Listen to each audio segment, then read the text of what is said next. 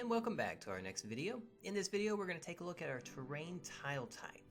As you can see in Tile Builder, we've got our terrain selected right up here.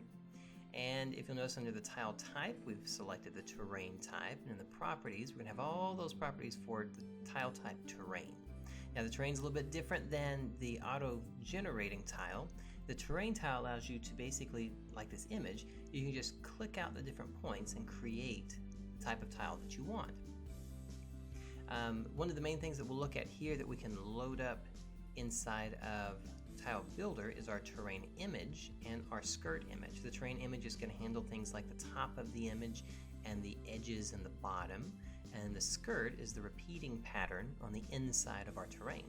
For instance, the images that we're loading up, we're going to be loading up our skirt, and this is the repeating piece, and then we're going to load up our terrain piece, and this one is the parts and pieces that are going to make it up. We have our top piece, our edges on the sides, and then our bottom piece right here. Alright, the rest of the settings we're going to take a look at when we get into Build a Game so that we can see how they work a little bit better. So with those loaded up, we'll go ahead and submit this, and then we can start testing it. We now have the terrain tile loaded up inside of Build a Game, and we're going to go ahead and select on it and create one on the canvas. And with it created, we're going to notice a couple of control points, the little circle dots on both sides, and we have our little icon in the middle which allows us to select it and to move it. So the first thing we want to do is go ahead and select on it and get to some of the properties.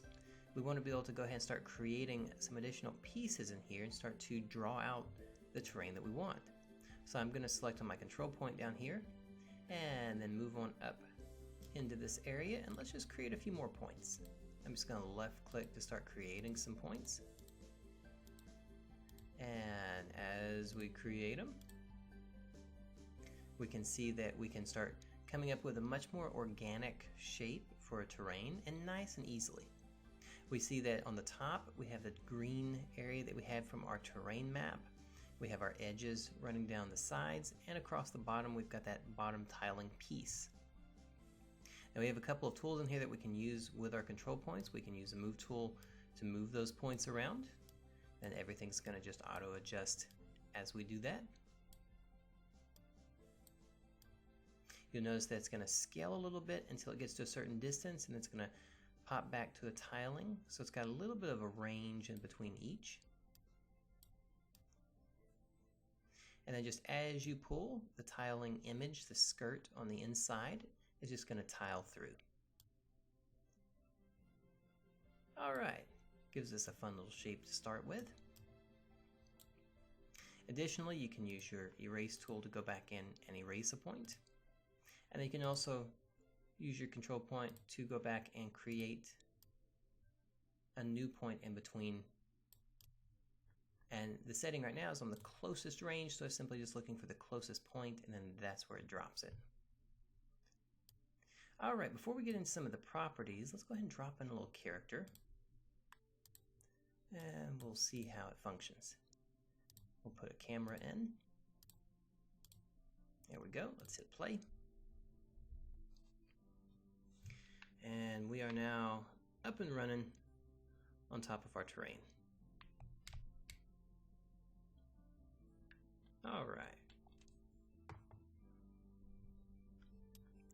Okay, so in the terrain, if we go back in, we can check out some more of the properties. We don't need any extra cameras. Let's go ahead and just select right in there. And some of the properties that we have available to us, we've got several properties for the skirting, for how it draws it, whether it's on the outside or the inside, whether it's closed or whether it just goes down, whether we have an infinite terrain. We'll catch a couple of the highlights, and then we'll do a follow-up video with more of the details on every single property available. So let's start by taking a look at the terrain fill type, and this basically says how is this going to fill up the area that we want. So we could do none. For instance, none takes the skirting out, so there's nothing in there. You may just want to run with your edging all the way around. And then we also have a closed one. The closed one was what we had before. We've got a skirting that drops it down, and then an interesting one with the inverted closed. Flips it around so that you have the interior of it. And of course, all your options and everything still work just the same. You can go back in and adjust your shape.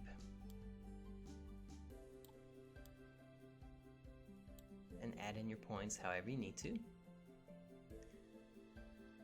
And we'll go back over to our settings. A couple of the other ones that we can look at real quick, we've got split corners and we've got smooth path. If we take the split corners off, it's going to continue our top image all the way around. And if we do smooth path, it's going to smooth up all those edges. You can see how it goes from a cornered to a smooth. And it gives us a nice, soft curve. All right, and then just kind of showcase the movement of that. Once we have those smooth corners, you can see how you can pull those nice shapes. Just like that, nice and easy.